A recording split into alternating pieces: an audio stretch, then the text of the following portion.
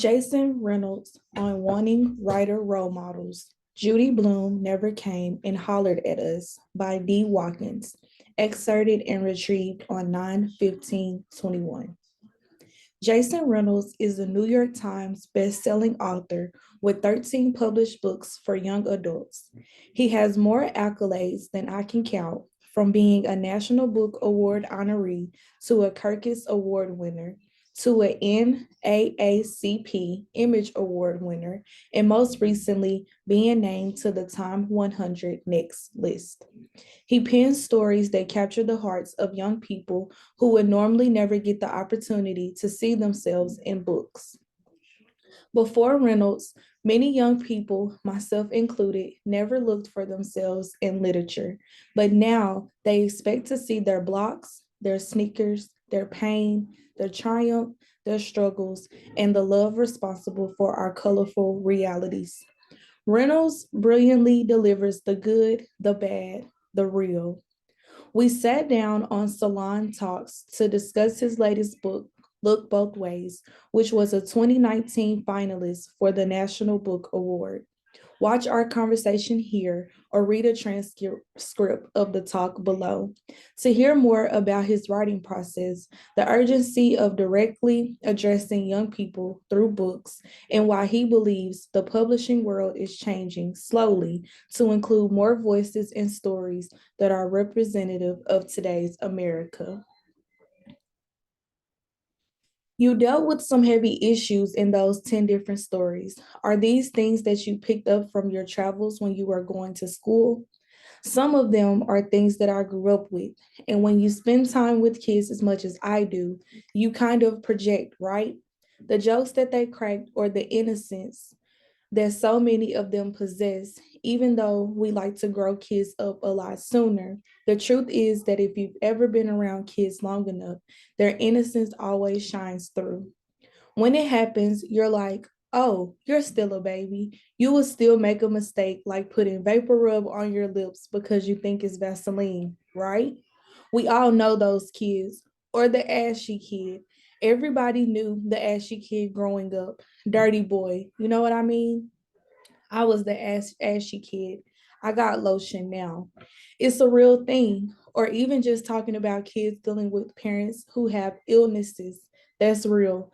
I was a young person with a mother who was struggling with cancer. I remember being young and having to figure out what that meant for my life and how I can be of service that can help her. So you see, the kids in the book doing what some people think are bad, but really is to help out folks that they love. And that's really who kids are, you know?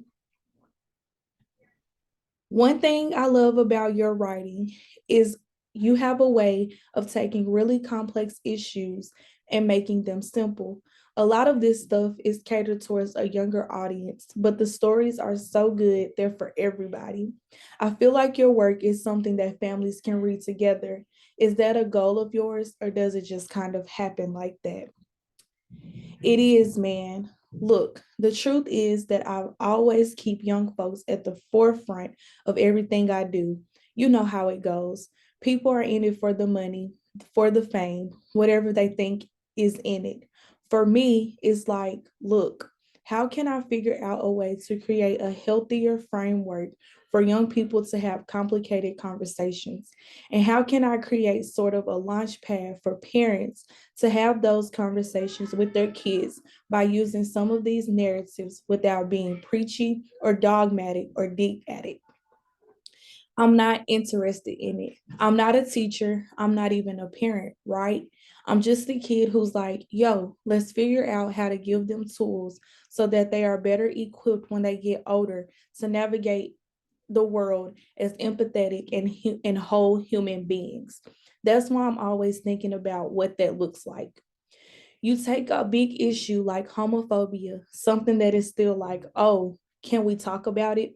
And it's like, bro, this is our world. These are human beings. As someone who grew up around gay men, but who does not identify as gay, what my role as an ally, as a friend, as a brother, as a cousin, what is my role? And what about teaching young people some of those things, or at least showing young people there's allies and there's friends as young people in the book. What does it mean to see a father kiss his son and tell his son that he loves him before going to work?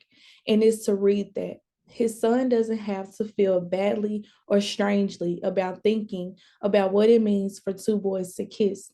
All of those things are complex things, but also the world we live in. Kids know about it anyway. Within your books, there are a lot of different voices. There are kids from different blocks in different neighborhoods. Was it a struggle for you to differentiate between them? It was and it wasn't. I think the upside about my life is that I've existed in so many places. And because I traveled the world with literature and talked to kids from all over the world, you get to see all these neighborhoods. You get to see sort of the cookie cutter, Cracker Jack boxes, and the lily white suburbs. You get to see Fulton Street or 125th right here in New York, and how different they and how the kids that exist in those communities through the detail changes. The things that they want and desire are the same. It's like you go down this block and it looks like apartment buildings. You go down this block and it might be a big house. This block might be old houses. This might this block might be the projects. Of course, in real life, those things rarely bump up against each other like that. But in a fictional story, I get to kind of build a world where we all exist in same spaces. It's to show the connectedness of our kids.